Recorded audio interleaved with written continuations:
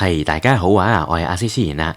唔知大家有冇留意，原來喺社區入邊呢，有一個免費嘅牙齒保健計劃。咁呢一個呢，就係賽馬會智齒保健計劃啦。咁佢哋有提供免費嘅口腔檢查、洗牙、補牙同埋脫牙等等，相信呢都可以幫到好多嘅人士。不過呢，參加呢個計劃需要符合指定嘅申請資格，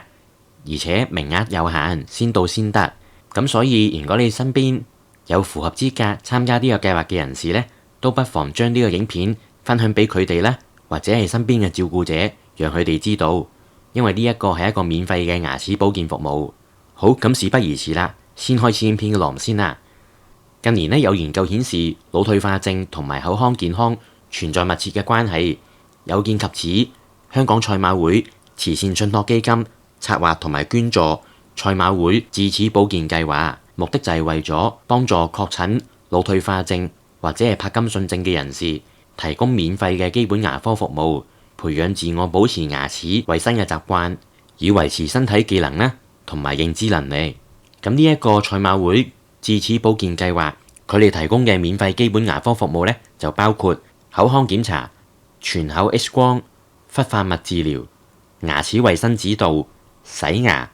補牙同埋脫牙等等。而補牙同埋脫牙呢，亦都冇隻數嘅限制。而基本條件方面，需要符合以下所有條件，例如係需要確診腦退化症或者係柏金遜症啦，而係需要提供相關嘅確診證明，例如係醫生信、藥袋、醫健通或者係 HA 高藥物記錄等等。而參加者就需要居住喺社區啦，而係擁有自己嘅牙齒。喺過去嘅2年內呢，係冇參加過關愛基金嘅長者牙科服務資助，同埋就係之前未受惠於呢一個計劃啦。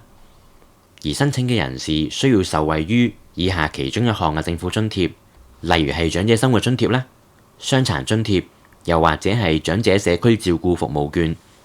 亦都即係話啲3樣津貼入邊，只要正在領取其中一項就係可以㗎啦。咁而參加者可以提供最近連續3個月經由銀行戶口存入津貼嘅金額文件啦，例如係銀行存摺或者係銀行月結單等等，作為證明文件。而另外喺呢一度提一提大家，如果你係屬於領取綜援嘅人士呢，係唔符合資格參加呢個計劃嘅，因為綜援本身亦都係有牙科資助。詳情呢，可以去返社會保障辦事處或者係相關跟進個案嘅社工去查詢。另一方面，如果你冇領取緊上述嘅所有任何一項津貼，而又符合以下嘅條件呢，亦都可以參加呢個計劃。無論你係腦退化症人士，無論係獨居或者係兩老居住啦，又或者係柏金遜症人士，同樣只要需要居住喺基層房屋，就可以參加呢個計劃。例如係公屋、居屋、唐樓、單棟舊樓或者係過渡性房等等。咁其實呢一個賽馬會智齒保健計劃咧就已經開始咗㗎啦。由2024年嘅2月開始，咁就會至到2027年嘅2月。提提大家，呢個計劃名額有限，名額只係有2000個，以先到先得嘅方式，額滿即止。呢個計劃嘅特色就係有提供來回嘅的士費嘅資助啦。另外，牙醫同埋姑娘都係有技巧同埋經驗應對腦退化同埋柏金遜症嘅人士。另外都有提供姑娘1對1嘅牙齒衛生指導。另外按需要呢，亦都可以提供意識鎮靜嘅口服藥物，幫助參加者張開口以接受口腔檢查。而喺診所入邊呢，都有無障礙設施同埋一啲特殊嘅設備，例如係吊機等等，咁就可以方便一啲行動不便嘅人士都可以接受牙科服務。而呢個計劃都有提供流動應用程式，佢有立體嘅牙齒模型去展示參加者口腔嘅情況。而呢個計劃有資助基本嘅牙科服務，而係需要喺6個月內完成啦。另外就係有陪診同埋來回嘅的士車費資助，以實報實銷嘅方式，以來回就為之1次，最多可以報銷2次，而每次嘅上限呢就係500蚊。另外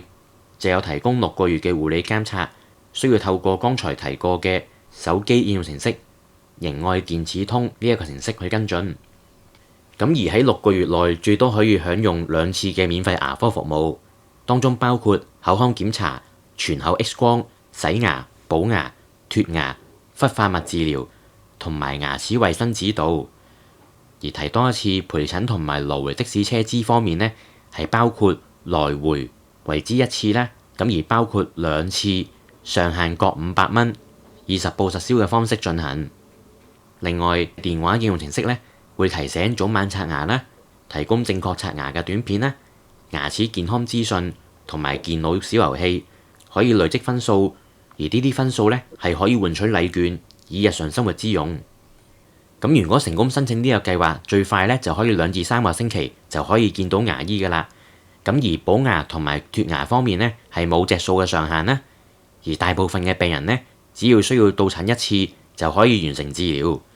咁但係有部分嘅病人可能牙患較為嚴重，可能需要預約第2次甚至乎第3次進行治療。但係記住，當中只係可以申請2次嘅車資嘅資助，而所有嘅治療亦都需要喺6個月內完成，由第1次到診去計算啦。如果超過咗時限，咁就需要自費啦。而呢個計劃並不包括鑲假牙啦，或者係其他較為複雜嘅牙科服務，例如係杜牙根啦、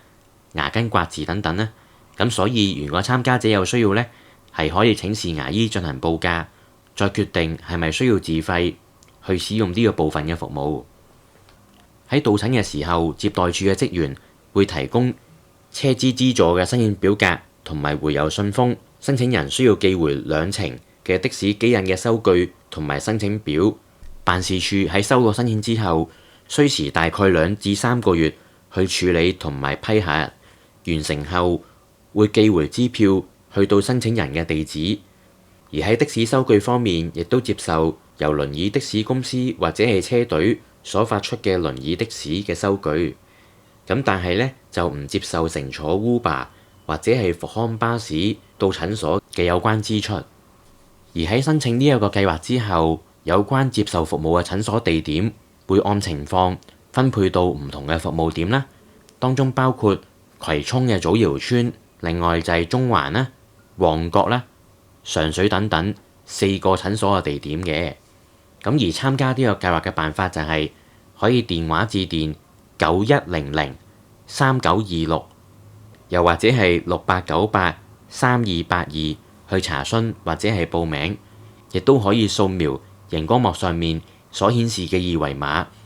或者呢就係由社會福利機構填寫登記表格，推薦你嘅申請。登記表格詳細嘅網址顯示咗喺熒光幕嘅下方。咁而頭先提過盈愛健齒通呢一個電話應用程式呢，其實係由香港賽馬會慈善信託基金所贊助，係屬於智齒保健計劃之下嘅流動應用程式，提供咗一系列嘅功能，以協助監察計劃嘅參加者建立良好嘅刷牙習慣啦，提供口腔教育資訊，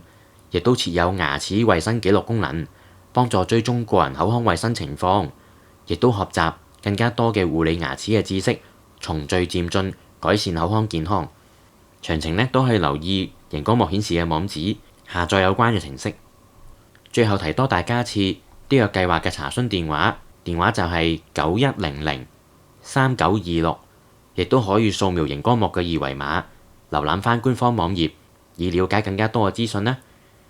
最後提多大家一次，如果係需要雙倍假牙嘅服務呢，其實係應該要參加另外一個叫做社區牙科支援計劃。咁有關相關嘅參加資格同埋詳情，CC然之前呢都製作過影片介紹㗎啦。咁大家呢亦都可以致電社區牙科支援計劃電話23702669去查詢。好，咁今日講到呢度先啦，記要訂閱CC人頻道啦，讚好影片同埋分享影片俾有需要嘅人睇啦。咁所以提多大家一次，只要你係腦退化症嘅人士啦，或者係帕金遜症嘅人士，就可以留意。如果有牙齒服務嘅需要呢，就可以申請呢一個賽馬會智齒保健計劃。咁當然亦都可以揾翻跟進你個案嘅社工啦，或者係一啲地區嘅服務中心協助轉介你嘅申請嘅。咁如果你屋企人有需要嘅話，又或者你身邊嘅朋友佢哋呢都有一啲牙科服務嘅需要呢，咁都可以將呢個資訊介紹俾你身邊嘅朋友知道，希望幫到大家啦。好。咁今日講到呢度啦，多謝晒大家，拜拜。